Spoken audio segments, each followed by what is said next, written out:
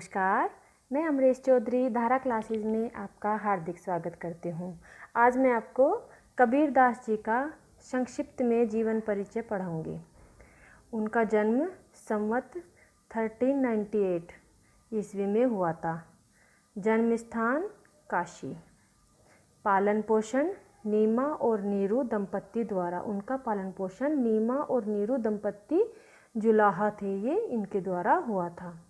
प्रवृत्ति, ये धार्मिक प्रवृत्ति के थे और हिंदी भक्ति धारा की ओर इनका झुकाव था। इनकी पत्नी का नाम लोई।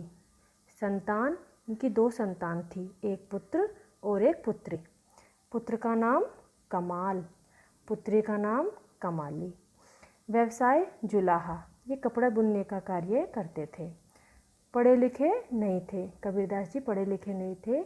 इनका कार्य इनके शिष्य करते थे। गुरु रामानंद, ये रामानंद जी के शिष्य थे। कुछ लोग मानते हैं सूफी फकीर शेख तकी को गुरु मानते थे कबीरदास जी। कबीर का शिष्य धर्मदास।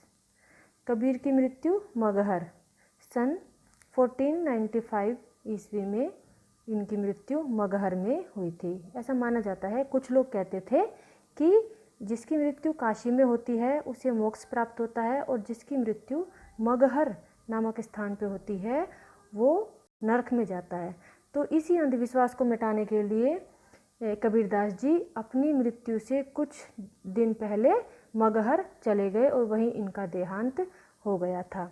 रचना, इनकी रचना बीजक है जिसके 3 खंड है, साखी, सबद, रमैनी।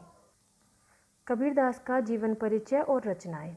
कबीरदास का जन्म काशी में सन 1398 ईस्वी के आसपास हुआ था। नीमा और नीरू नामक जुलाहा दंपत्ति ने इनका पालन पोषण किया था। ये बचपन से ही धार्मिक प्रवृत्ति के थे।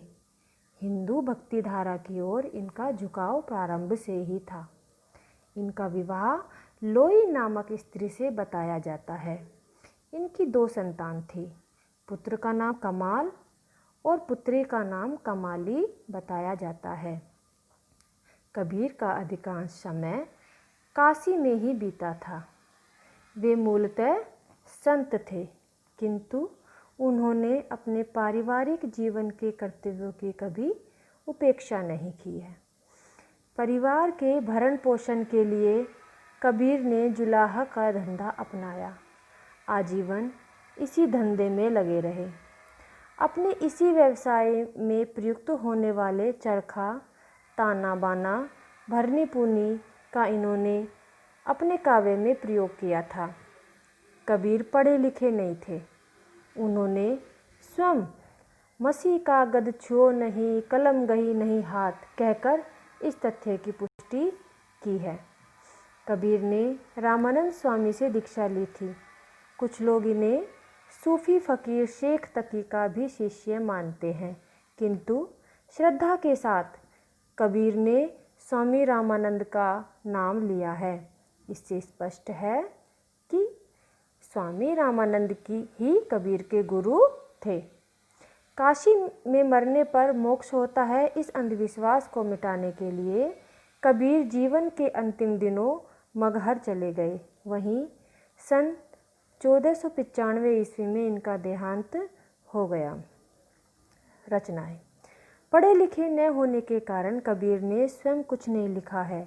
इनके शिष्य द्वारा ही इनकी रचनाओं का संकलन मिलता है। इनके शिष्य धर्मदास ने इनकी रचनाओं का संकलन बीजक नामक ग्रंथ में किया है, जिसके 3 खंड हैं, साखी, नंबर 2 सबद, नंबर 3 रमैनी। धन्यवाद।